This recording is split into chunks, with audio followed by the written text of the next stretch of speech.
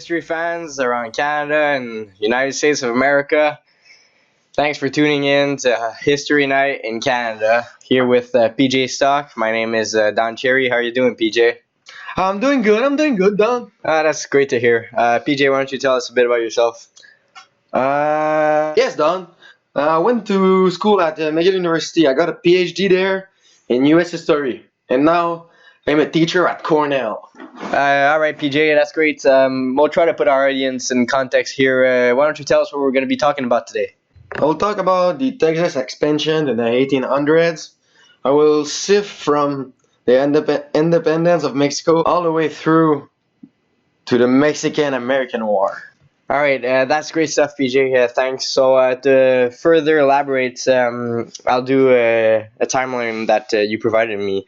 So in 1821, that's where Mexico won the independence from Spain that you started with, and then in 1835, Texas, there was the beginning of the rebellion. And in 1836, there was a turning point with the Battle of Alamo, and in 1845, the Manifest Destiny viewpoint started to expand, and Texas became a U.S. state.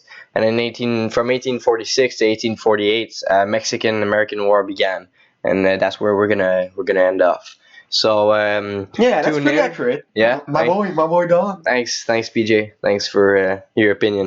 Right, so PJ, you told me that there were two conditions that the Mexican government implemented the U.S. citizens that wanted to get to Texas. Why don't you tell us a bit about that? Yeah, the first one is that the Texans were not allowed to own slaves. And why is that? Was it just that the Mexican government did not believe in slaves, or? Yes. Great. What's the second condition? They had to convert to Catholicism. Great. That's great. Catholicism. The Texan Americans did not want to conform, so they kept their slaves, and that did not go through well with the northern citizens of America. Why, you might say? Because it was an addition of a new slave state.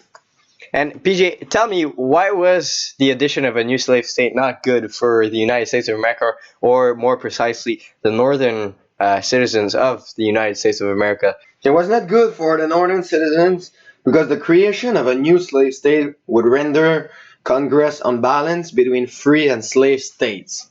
This led to tensions building and growth in the Anglophone population in Texas. And what was the results from those tensions building in Texas? In the end, the Americans in Texas fought Mexico in the American-Mexican War. Great. So would you mind explaining to me how the Southerners saw the opportunity of taking Texas as a political move in Congress? Yes, I can. They saw it as a political move because it would tip the balance between slave state and free states in Congress. Well, that makes sense. Great. So we'll head into the questionnaire section of our podcast that our audience has been long awaited for. PJ, are you ready? Yes, I am. Great. Let's get into it.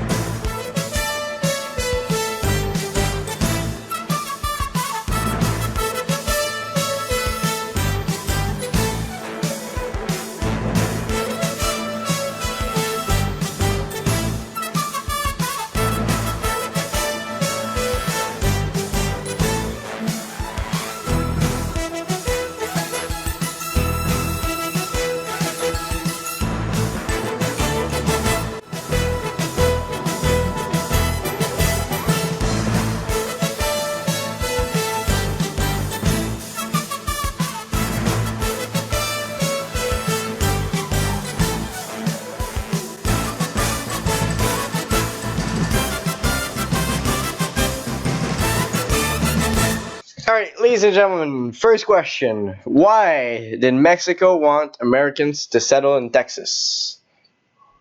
A. To protect the territory from raids by hostile Native Americans and American horse thieves.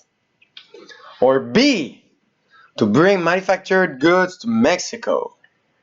That's a great question, PJ.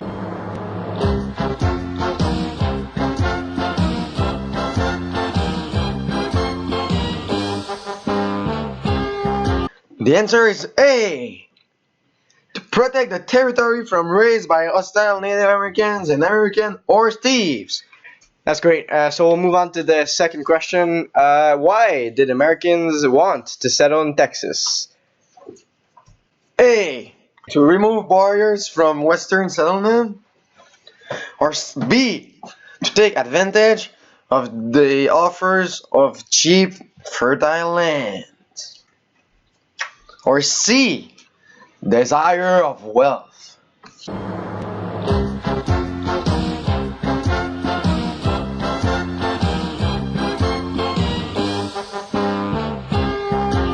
And their answer is A again. To remove barriers from Western settlement.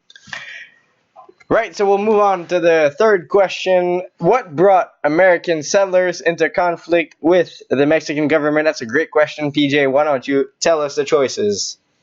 A. Language. B. Religious differences. C. Slavery. Or D. Americans wanted more freedom and government stability than Mexico were willing or able to offer.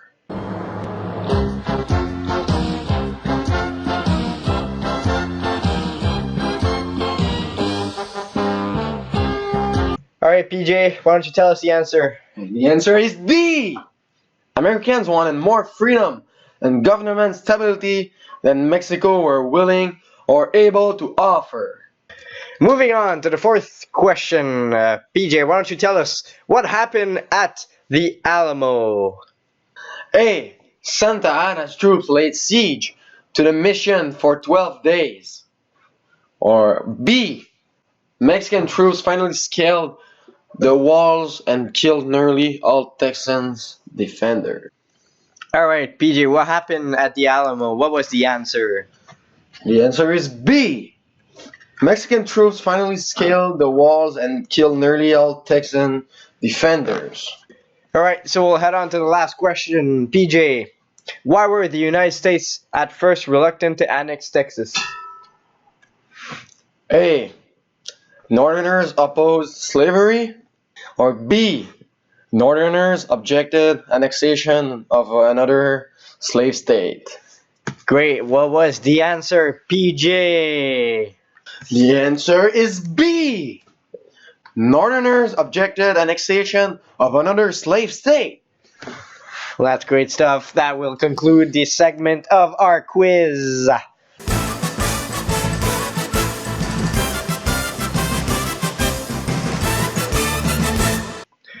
All right, so to end the podcast, PJ, why don't you tell us a bit about what happened and who was the president during the annexation of Texas in the U.S.? Go ahead. The president that annexed Texas to the U.S. in 1845 was John Tyler.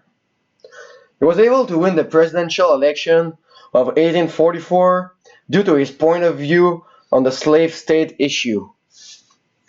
Well, that's great stuff, PJ. Thanks, and thanks to everyone who tuned in on this weekly podcast of History Night in Canada. We really appreciate your time, and see you next week. See ya!